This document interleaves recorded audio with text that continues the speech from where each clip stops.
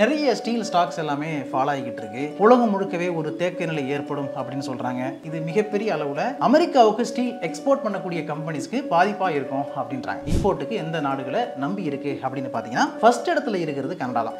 Canada மட்டுமே 2024 $7.1 billion நிகரான ஸ்டீலை அமெரிக்காவுக்கு எக்ஸ்போர்ட் பண்ணியிருக்காங்க. ட்ரம்ப் ஏன் இந்த முடிவு எடுக்கிறாரு அப்படிங்கிறது உங்களுக்கு தெரியும். அமெரிக்காவை வந்து தன்னிகர் இல்லாத ஒரு நாடா உருவாக்கணும், உலகத்திலேயே மிகப்பெரிய சக்தியா கொண்டு வந்து நிறுத்தணும் அப்படின்னு நினைக்கிறாரு. ஃபியூச்சர்ல நல்லா இருக்குமா அப்படின்னு கேட்டீங்கன்னா அதுலயும் ஒரு செக் இருக்கு. அது எப்படி அப்படின்னு பார்க்கும்போது நமக்கு பக்கத்துல இருக்கிற சீனா தான் அதுக்கு முக்கியமான காரணம். இதெல்லாம் இந்தியாவில் இருக்கக்கூடிய முக்கியமான பிளேயர்ஸ், கீ பிளேயர்ஸ் அப்படின்னு சொல்லலாம். இப்போ ஃபர்ஸ்ட் சினாரியோல நம்ம பார்த்தது இந்தியா ரொம்ப கம்மியான பொசிஷன்ல தான் எக்ஸ்போர்ட் பண்றாங்க. அப்படின்னா ஏன்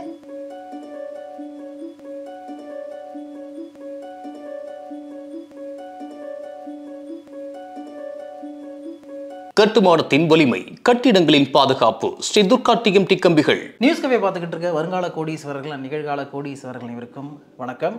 இந்த வீடியோவில் எதை பற்றி பார்க்க போறோம்னா, ட்ரம்ப்புடைய ஸ்டீல் அண்ட் அலுமினியம் டேரிஃப் இருக்குல்ல, அந்த டேரிஃப்னால இந்தியன் ஸ்டீல் இண்டஸ்ட்ரியும் அலுமினியம் இண்டஸ்ட்ரியும் அஃபெக்ட் ஆகுமா ஆகாதா அப்படிங்கிறத நம்ம டீட்டெயிலாக பார்க்க போகிறோம். So let's get started. நான் சொல்கிறத நோட் பண்ணி வச்சுங்க. இன்னைக்கு வந்து ஜூன் மாதம் 2ஆம் தேதி இந்த வீடியோ ரெக்கார்ட் பண்ணுற டேட்டு. இந்த வீடியோ நீங்கள் பார்க்கும்பொழுது ட்ரம்ப்புடைய டேரிஃபில் சேஞ்சஸ் வந்திருக்கலாம். ஓகே, அதனால் இன்னைக்கு என்ன நிலவரம் இருக்கோ அதை வச்சுக்கிட்டே நான் இதை பேசுகிறேன். ஏன்னா ட்ரம்ப் ஆட்சிக்கு வந்தது இருந்து இது வரைக்கும் 21 தடவை அவருடைய மைண்ட் செட் மாறி இருக்கு, எப்படிலாம் டேரிஃப் போடலாம் அப்படிங்கிறதுல. அதனால அந்த மனுஷன் காலைல ஒன்று சொல்லிட்டு மத்தியானம் ஒன்று சொல்லுவார், நைட்டு ஒன்று வேற மாதிரி மாற்றி சொல்லுவார் அப்படிங்கிறது பார்த்துக்கிட்டு இருக்கோம். ஸோ சேஞ்ச் ஆகிறதுக்கான வாய்ப்புகள் இருக்கு. ஓகே, இப்போ கரண்ட் சிச்சுவேஷன் என்ன அப்படின்னு பார்த்தீங்கன்னா, ஸ்டீலுக்கு வந்து 25% டேரிஃப் அப்படின்னு சொல்லியிருந்தாரு. திடீர்னு இல்லை அதை நான் 50 மாத்துறேன் அப்படின்னு இருக்காரு. ஸோ 50% இம்போர்ட் டேரிஃப் போட போறேன் ஸ்டீலுக்கு அப்படின்னு ட்ரம்ப் சொன்னதுனால நிறைய ஸ்டீல் ஸ்டாக்ஸ் எல்லாமே ஃபால் ஆகிட்டு இருக்கு. உலகம் முழுக்கவே ஒரு தேக்க நிலை ஏற்படும் அப்படின்னு சொல்றாங்க. இது மிகப்பெரிய அளவுல அமெரிக்காவுக்கு ஸ்டீல் எக்ஸ்போர்ட் பண்ணக்கூடிய கம்பெனிஸ்க்கு பாதிப்பா இருக்கும் அப்படின்றாங்க. அப்போ இந்தியாவில் நிறைய ஸ்டீல் கம்பெனிஸ் இருக்கு, அலுமினியம் கம்பெனிஸ் இருக்கு. இந்த கம்பெனிஸ் எல்லாமே அமெரிக்காவுக்கு எக்ஸ்போர்ட் பண்றாங்க. அப்படி பண்றதுனால இந்த கம்பெனிஸ்க்கு எல்லாம் பாதிப்பு வருமா அப்படிங்கறத நம்ம செக் பண்ணி பார்த்தோம் அப்படின்னா பாதிப்பு வரும், அதே நேரத்தில் வராது அப்படின்னு சொல்லலாம்னு நினைக்கிறேன். ஏன் அப்படின்னா அதுக்கு தான் நம்ம டீட்டெயிலா சில விஷயங்களை கவனிக்கணும். அது என்ன அப்படின்னா, ஃபர்ஸ்ட் இந்தியன் கம்பெனிஸ் எந்தெந்த கம்பெனிஸ் எல்லாம் அமெரிக்காவுக்கு ஸ்டீல் எக்ஸ்போர்ட் பண்றாங்க அப்படிங்கறத பார்க்கறதுக்கு முன்னாடி அமெரிக்கா எந்த நாடுகளை நம்பி இருக்கு, ஸ்டீல் அண்ட் அலுமினியம் இம்போர்ட்டுக்கு எந்த நாடுகளை நம்பி இருக்கு அப்படின்னு பாத்தீங்கன்னா ஃபர்ஸ்ட் இடத்துல இருக்கிறது கனடா தான். கனடா மட்டுமே 2024 $7.1 பில்லியன் நிகரான ஸ்டீலை அமெரிக்காவுக்கு எக்ஸ்போர்ட் பண்ணியிருக்காங்க. அதுக்கப்புறம் Brazil, Mexico, south Korea, European union, China, Taiwan, Germany இதெல்லாம் வருது. இந்த லிஸ்ட்ல இந்தியாவே காணுமேப்பா அப்படின்னு பாத்தீங்கன்னா இந்தியாவும் இருக்கு. இந்தியா வந்து 2024-25 $489 மில்லியன் நிகரான ஸ்டீலை தான் எக்ஸ்போர்ட் பண்ணியிருக்காங்க. அப்போ மற்ற நாடுகளோட கம்பேர் பண்ணி பார்த்தோம்னா இந்தியாவுடைய பொசிஷன்ங்கிறது ரொம்ப ரொம்ப கம்மியா இருக்கு. அடுத்தது அலுமினியத்தை எடுத்துக்கிட்டிங்கன்னா இந்தியா $860 மில்லியன் நிகரான அலுமினியத்தை தான் அமெரிக்காவுக்கு எக்ஸ்போர்ட் பண்ணியிருக்கு. ஸோ மேஜராக அமெரிக்காவுடைய ஸ்டீல் அண்ட் அலுமினியம் இம்போர்ட்டில் கான்ட்ரிபியூட் பண்ணுற கண்ட்ரிஸ் அப்படின்னு பார்த்தீங்கன்னா கனடா, பிரேசில், மெக்சிகோ தான். கனடா தான் ஃபர்ஸ்ட் இடத்துல இருக்கிறாங்க. கிட்டத்தட்ட அமெரிக்காவுடைய டோட்டல் இம்போர்ட்டில் 22% மேலே கனடா கிட்ட இருந்து மட்டுமே அமெரிக்கா ஸ்டீலை வாங்குது. ஏன்னா அது வந்து பக்கத்து நாடு, ரொம்ப க்ளோஸாக இருக்குது அப்படிங்கிறதுனால அங்கேருந்து ப்ரொடக்ஷன் பண்ணி அவங்க வந்து எடுத்துக்கிறாங்க. ட்ரம்ப் ஏன் இந்த முடிவு எடுக்கிறாரு அப்படிங்கிறது உங்களுக்கு தெரியும். அமெரிக்காவை வந்து தன்னிகர் இல்லாத ஒரு நாடா உருவாக்கணும், உலகத்திலேயே மிகப்பெரிய சக்தியாக கொண்டு வந்து நிறுத்தணும் அப்படின்னு நினைக்கிறாரு. So make America great again அப்படிங்கிற அவருடைய பாலிசி கீழே என்னவெல்லாம் பண்ண முடியுமோ எல்லாத்தையும் பண்ணிக்கிட்டு இருக்காரு. இன்னொரு பக்கம் அமெரிக்காவுடைய டெட் பொசிஷன் எங்கேயோ போய்கிட்டு இருக்கு, அது எப்போ வேணாலும் வெடிக்கும். 2008 வந்த கிரைசஸ் மாதிரி ஒரு மிகப்பெரிய கிரைசஸ் வர்றதுக்கு கூட வாய்ப்பு இருக்கு அப்படின்னு நிறைய பொருளாதார வல்லுநர்கள்லாம் எச்சரிச்சுக்கிட்டு இருக்காங்க. ஸோ இப்படிப்பட்ட நேரத்தில் தான் 25% டேரிஃப் அப்படிங்கிறத 50% மாத்துறேன் அப்படின்னு ட்ரம்ப் சொல்லியிருக்காரு. இப்போ ஃபர்ஸ்ட் சினாரியோல நம்ம என்ன பார்த்தோம் அப்படின்னா, அமெரிக்காவுக்கு எக்ஸ்போர்ட் பண்ணக்கூடிய கண்ட்ரிஸ் லிஸ்ட்ல இந்தியா வந்து ரொம்ப கம்மியா தான் இருக்காங்க, அதிக அளவுல எக்ஸ்போர்ட் பண்ணல அப்படிங்கறத பார்த்தோம். சோ இந்தியால இருக்கக்கூடிய கம்பெனிஸ் எதுவெல்லாம் அமெரிக்காவுக்கு எக்ஸ்போர்ட் பண்றாங்க அப்படின்னு பார்த்தோம்னா டாடா ஸ்டீல், JSW ஸ்டீல், அதுக்கப்புறம் ஹிண்டால்கோ இண்டஸ்ட்ரீஸ் அலுமினியம் பண்றாங்க,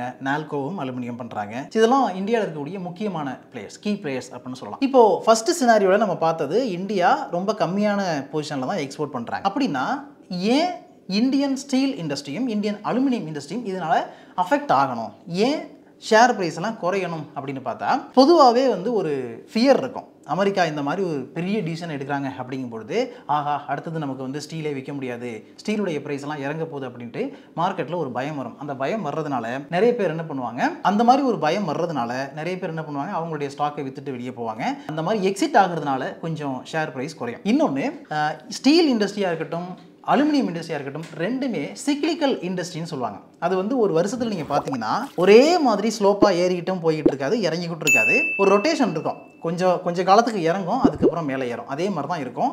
ஒவ்வொரு வருஷமும் நீங்கள் ஸ்டீல் ஸ்டாக்ஸையும் அலுமினியம் ஸ்டாக்ஸையும் எடுத்து பார்த்தீங்கன்னா அந்த கிராஃப் அப்படி தான் இருக்கும். எக்ஸாம்பிளுக்கு நீங்கள் இப்போ டாடா ஸ்டீல் எடுத்து பார்த்தீங்கன்னா ஜூலை இல்லைனா லாஸ்ட் ஜூன்லேருந்து பார்க்கும்போது லாஸ்ட் ஜூனில் 174, அதுக்கப்புறம் டக்குன்னு ஒரு ஃபால் 158 அந்த மாதிரிலாம் இறங்கியிருக்கு. மறுபடியும் அப்படியே கொஞ்சம் இறங்கி ஏறி அப்படி தான் போயிருக்கு. கடைசியாக பார்த்தீங்கன்னா இப்போ ஜூனில், அதாவது இந்த மாதிரி டாரிஃப் த்ரெட்டெல்லாம் வந்துகிட்டு இருக்கு அப்படிங்கிற தகவல் கிடைக்கும்பொழுது 126 ரேஞ்சுக்கு டாடா ஸ்டீலுடைய ஷேர் ப்ரைஸ் இறங்கியிருக்கு. அதுக்கப்புறம் ஒரு மிகப்பெரிய ஃபால் அதே மாதிரி நடந்து மறுபடி பிக்கப் ஆகிருக்கு. இப்போ திருப்பி கீழே இறங்கிக்கிட்டு இருக்கு. இப்போது நம்ம எல்லாருக்குமே ஒரு கேள்வி, அப்போ இது சிக்லிக்கல் இண்டஸ்ட்ரி அப்படிங்கிறது ஒரு பாயிண்ட்டு. இன்னொரு பக்கம் என்னன்னா, அமெரிக்காவுக்கு அதிகமாக இந்தியா எக்ஸ்போர்ட் பண்ணலை, ஸ்டீலையும் அலுமினியத்தையும் எக்ஸ்போர்ட் பண்ணலை.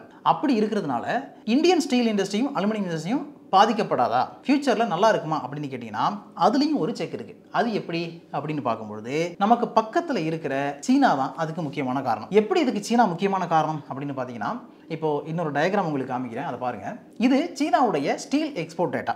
2024 சீனாவுடைய அதிகமான ஸ்டீல் எக்ஸ்போர்ட் எங்கே இருக்குன்னா வியட்நாமுக்கு இருக்குது. அதாவது அவங்களுடைய டோட்டல் எக்ஸ்போர்ட்டில் 11.05% அவங்க வியட்நாமுக்கு தான் அனுப்பியிருக்காங்க. அதுக்கப்புறம் south Korea, Indonesia, UAE, Philippines இதெல்லாம் வருது. இதில் இந்த ரெஸ்ட் ஆஃப் த வேர்ல்டு அப்படின்னு பார்த்தோம்னா அதில் வந்து 47.83% அவங்க சென்ட் பண்ணியிருக்காங்க, அதாவது எக்ஸ்போர்ட் பண்ணியிருக்காங்க. இந்த ரெஸ்ட் ஆஃப் த வேர்ல்டுக்குள்ள எது இருக்குன்னா 2024 அமெரிக்காவுக்கு சீனா எவ்வளோ ஸ்டீலை எக்ஸ்போர்ட் பண்ணியிருக்குன்னு பார்த்தீங்கன்னா கிட்டத்தட்ட ஒரு $800 மில்லியன் நிகரான ஸ்டீலை தான் எக்ஸ்போர்ட் பண்ணியிருக்காங்க. அதாவது டோட்டலாக பார்த்தீங்கன்னா அமெரிக்காவுடைய ஸ்டீல் இம்போர்ட்டில் 0.8%, லெஸ் தென் 1% தான் சீனா கிட்ட இருந்து அமெரிக்கா வாங்குது. அடுத்தது அலுமினியம் எடுத்துக்கிட்டீங்கன்னா ஒரு 10% கிட்ட அவங்களுடைய கான்ட்ரிபியூஷன் இருக்கு. அப்போ இதில் அடுத்த சினாரியோ என்ன அப்படின்னா, சீனா இந்தியாவுக்கு எவ்வளோ எக்ஸ்போர்ட் பண்ணுது அப்படிங்கிறத பார்க்கணும். இந்தியாவுக்கு சீனாவுடைய எக்ஸ்போர்ட்டுங்கிறது 2.6% இருக்கு. அதாவது ஒரு வருஷத்துக்கு கிட்டத்தட்ட 3 மில்லியன் டன் ஸ்டீலை நாம சீனா கிட்ட இருந்து வாங்குறோம். ஓகேவா?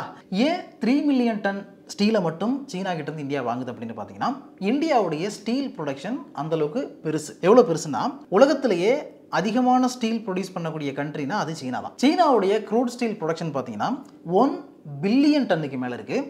அண்ட் இந்தியாவுடைய க்ரூட் ஸ்டீல் ப்ரொடக்ஷனுங்கிறது 149 பில்லியன் டன்னுக்கு மேலே இருக்குது. இது வந்து 2024 டேட்டா. அப்போ இந்தியா என்ன பண்ணுது, 149 பில்லியன் டன் ஸ்டீலை ப்ரொடியூஸ் பண்ணுறாங்க. அப்படி ப்ரொடியூஸ் பண்ணுறதுனால இந்தியாவுடைய டொமஸ்டிக் தேவைக்கு இந்தியன் ஸ்டீலே யூஸ் ஆகுது. அண்ட் ஆல்சோ மற்ற நாடுகளுக்கு நாம ஏற்றுமதி பண்ணுறோம். பட் சீனாவோட கம்பேர் பண்ணுறோம் அப்படின்னு வச்சுங்களேன், நம்மளுடைய ப்ரொடக்ஷன் சைஸுங்கிறது ரொம்ப கம்மி தான். ஏன்னா 1 பில்லியன் டன்னுங்கிறது எங்கே இருக்குது, 149 மில்லியன் டன்னுங்கிறது எங்கே இருக்குது அப்படிங்கிறத பார்த்துங்க. ஓகேவா? ஸோ இப்படி இருந்தாலும் இந்தியா என்ன பண்ணுது, கொஞ்சம் இம்போர்ட்டும் பண்ணுது. இப்படி இம்போர்ட் பண்றதுனால இப்போ என்ன நடக்கும் அப்படின்னா, சீனாவுக்கு அமெரிக்காவுடைய கேட் அடைக்கப்படும் பொழுது சீனா என்ன பண்ணும், மற்ற ஆப்பர்ச்சுனிட்டியை தேடும். ஏற்கனவே அவங்க என்ன பண்றாங்க, இந்தோனேஷியா, அதுக்கப்புறம் சவுத் கொரியா, இந்த மாதிரி நாடுகளுக்கு அதிகமான ஸ்டீல், வியட்நாமுக்கு அதிகமான ஸ்டீல் எல்லாம் ஏற்றுமதி பண்றாங்க. அப்படி ஏற்றுமதி பண்ணும்போது பக்கத்தில் இருக்கிற நாடா இருக்கிறது இந்தியா. ஸோ சவுத் ஏசியன் நேஷன்ஸ்ல முக்கியமான ஒரு நாடா இந்தியா இருக்கு. இந்தியா நல்ல ஒரு க்ரோயிங் எக்கனாமியா இருக்கு, நிறைய இன்ஃப்ராஸ்ட்ரக்சர்லாம் இங்கே டெவலப் ஆகிட்டு இருக்கு. அப்படி டெவலப் ஆகிறதுனால இந்தியாவுக்கு அதிகமான ஸ்டீல் அண்ட் அலுமினியத்துடைய தேவை இருக்கு. இந்த தேவையை பூர்த்தி செய்யணும் அப்படின்னா இந்தியாவில் இருக்கக்கூடிய ஸ்டீலே போதும், அலுமினியமே போதும். ஆனால் இந்தியாவுக்குள்ள சீனா என்ன பண்ணோம்னா, அவங்க இன்னும் காம்படிட்டிவாக ப்ரைஸிங் பண்ணி கம்மியான ப்ரைஸில் உங்களுக்கு நாங்கள் ஸ்டீலை கொடுக்குறோம், அலுமினியத்தை கொடுக்குறோம் அப்படின்னு உள்ளே வருவாங்க. அப்படி வர்றதுனால என்னாகும், இப்போது ஷ்ரிங்க் ஆகிக்கிட்டு இருக்கக்கூடிய Indian aluminium and Steeles industry stocks எல்லாம் இருக்குல்ல, அதெல்லாம் ஃபர்தராக லைட்டாக அடி வாங்குறதுக்கான வாய்ப்புகள் இருக்குது. ஸோ ஆல்ரெடி அமெரிக்காவுக்கு எக்ஸ்போர்ட் கம்மியாக போகுது அப்படிங்கிறதுனால ஒரு ஷ்ரிங்கிங் இருக்குது. அது கூட அடிஷ்னலாக இப்போ என்ன ஆகும்னா, சீனா வந்து டம்ப் பண்ணுவாங்க அப்படிங்கிற பயத்தில் இது நடக்கிறதுன வாய்ப்பு இருக்குது. இதை இந்தியன் கவர்மெண்ட் என்ன மெஷர் எடுத்து தடுக்க போகிறாங்க அப்படிங்கிறத பார்க்கணும். ஏற்கனவே 12% மேலே ஸ்டீல் இம்போர்ட்டுக்கு டேக்ஸ் வச்சிருக்காங்க இந்தியன் கவர்மெண்ட். ஃபர்தரா இதை வந்து இந்த டேக்ஸ் கேப்பை இன்க்ரீஸ் பண்ண போறாங்களா இல்ல அப்படியே கண்டினியூ பண்ண போறாங்களா அப்படிங்கிறது தெரியல. அது சம்பந்தமா ஸ்டீல் மினிஸ்ட்ரி என்ன டிசிஷன் எடுக்கிறாங்க அப்படிங்கிறத நம்ம வெயிட் பண்ணி பார்க்கணும். இப்போ டாடா ஸ்டீல் எடுத்துக்கிட்டீங்கன்னா 160 ரூபா ரேஞ்சில் ட்ரேட் ஆகிட்டு இருக்கு. ஃபர்தரா இதனுடைய ஷேர் பிரைஸ் இறங்குமா அப்படின்னு பார்த்தா இறங்குறதுக்கான வாய்ப்புகள் இந்த காரணங்களால இருக்கு. ஆனா லாங் டேர்ம்ல பார்க்கும்பொழுது அடுத்த ஒரு 3 இயர் 5 இயர் ஹொரைசனில் நம்ம பார்க்குறோம் அப்படின்னா பெரிய அளவில் வந்து இந்த ஸ்டாக்கு பெர்ஃபார்ம் பண்ணாமல் போகிறதுக்கான வாய்ப்புகள் கிடையாது. மறுபடியும் இது பிக்கப் ஆகி மேலே போகிறதுக்கான சான்சஸ் நிறைய இருக்குது. ஏன்னா டாடா ஸ்டீல் ரீசன்ட் குவார்ட்டரில் நல்ல பெர்ஃபார்மன்ஸ் கொடுத்துருக்காங்க. 56,218 கோடி ரெவன்யூ, ப்ராஃபிட் வந்து 1,201 கோடியாக இருந்திருக்கு. அதாவது லாஸ்ட் இயர் சேம் பீரியடில் 555 இருந்ததை விட இப்போ வந்து 60% மேலே 120% மேலே அதனுடைய ப்ராஃபிட் இன்க்ரீஸ் ஆகிருக்கு. அடுத்தது பார்த்தீங்கன்னா JSW இருக்கட்டும், NMDC ஸ்டீலாக இருக்கட்டும், இந்த மாதிரி இந்தியாவில் இருக்கக்கூடிய ஸ்டீல் கம்பெனிஸுக்கு எல்லாத்துக்குமே இந்த ஃபார்முலா வந்து ஒர்க் ஆகும். பட் ஒவ்வொரு ஸ்டாக்கும் எப்படி பெர்ஃபார்ம் பண்ண போகுது அப்படிங்கிறத நாம் அந்த பர்டிகுலர் ஸ்டாக்குடைய ஃபண்டமெண்டல்ஸ் எப்படி இருக்குது, டெக்னிக்கல் எப்படி இருக்குது அப்படிங்கிறத பார்க்கணும். அதை பார்த்து தான் டிசைட் பண்ண முடியும். அதே மாதிரி அலுமினியம் ப்ரொடியூசராக இருக்கக்கூடிய நால்கோவாக இருக்கட்டும், ஹிண்டால்கோவாக இருக்கட்டும், இது எல்லாத்துக்குமே இந்த சேம் சினாரியோ ஒர்க் அவுட் ஆகும். ஸோ இப்போதைக்கு நீங்கள் வந்து இந்த ஸ்டீல் செக்டாரையும் அலுமினியம் செக்டாரையும் பார்த்து பயப்படணுமா அப்படின்னு பார்த்தீங்கன்னா கொஞ்ச நாளைக்கு இந்த ஃபியர் இருக்கும். அதனால இந்த ஷேரெல்லாம் இறங்குறதுக்கான வாய்ப்புகள் இருக்குது. அதே நேரத்தில் லாங் டேர்மாக நீங்கள் பார்க்குறீங்க அப்படிங்கிற பட்சத்தில் இது வந்து உங்களுக்கு ஒரு பெரிய வாய்ப்பாக அமையும். அதாவது எப்போ எல்லாம் மார்க்கெட் ஃபால் ஆகுதோ அது எல்லாமே ஒரு மிகப்பெரிய ஆப்பர்ச்சுனிட்டி இன்வெஸ்டாக இருக்குது. அதனால ஸ்டீல் அண்ட் அலுமினியம் செக்டார் வந்து எந்த காலத்திலையும் அழிய போகிறது கிடையாது. இந்தியாவுக்கு வந்து மிகப்பெரிய க்ரோத் ஸ்டோரி இருக்குது. ஓகே, அந்த க்ரோத் ஸ்டோரியில் இந்த கம்பெனிஸ் எல்லாமே பார்ட்டிசிபேட் பண்ணுவாங்க. அதனால டொமஸ்டிக் ஃபோக்கஸ்டாக அதிகமாக இந்த கம்பெனிஸ் இருக்குங்கிறதுனால இப்போ இருக்கிற இந்த சர்க்கிள் இருக்குல்ல அது ரொம்ப நாளைக்கு நீடிக்காது அப்படின்னு தான் எனக்கு தோணுது. So and steel and aluminium ஸ்டாக்ஸில் நீங்கள் இன்வெஸ்ட் பண்ணணும் அப்படின்னு நினச்சிங்கன்னா உங்களுக்கு நல்லா தெரிஞ்ச ஒரு செபி ரிஜிஸ்டர்ட் அட்வைசரை கேட்டுக்கிட்டு அதுக்கப்புறம் எந்த ஸ்டாக்ல இன்வெஸ்ட் பண்ணலாங்கிற டிசிஷன் எடுங்க. ஓகே, இந்த வீடியோ உங்களுக்கு யூஸ்ஃபுல்லாக இருக்கும்னு நினைக்கிறேன். அப்படி இருந்தால் நிறைய பேர் ஷேர் பண்ணுங்க. புதுசாக நீங்கள் நியூஸ் கேஃபே சேனலை பார்க்க வந்திருக்கீங்கன்னா சப்ஸ்கிரைப் பண்ணிட்டு அந்த பெல் ஐக்கானை கிளிக் பண்ணி வைங்க. அப்போ தான் நாங்கள் போடுற வீடியோஸ் நோட்டிஃபிகேஷன் உங்களுக்கு வந்து சேரும். இதே மாதிரி அடுத்த ஒரு நல்ல வீடியோவில் மீட் பண்ணுவோம். அது வரைக்கும் உங்களை நீங்கள் பத்திரம் பார்த்துங்க. Thank you so much. இந்த வீடியோ உங்களுக்கு பிடிச்சிருந்தா லைக் பண்ணுங்க, ஷேர் பண்ணுங்க, கமெண்ட் பண்ணுங்க. மறக்காம பெல் பட்டனை கிளிக் பண்ணிட்டு சப்ஸ்கிரைப் பண்ணிடுங்க.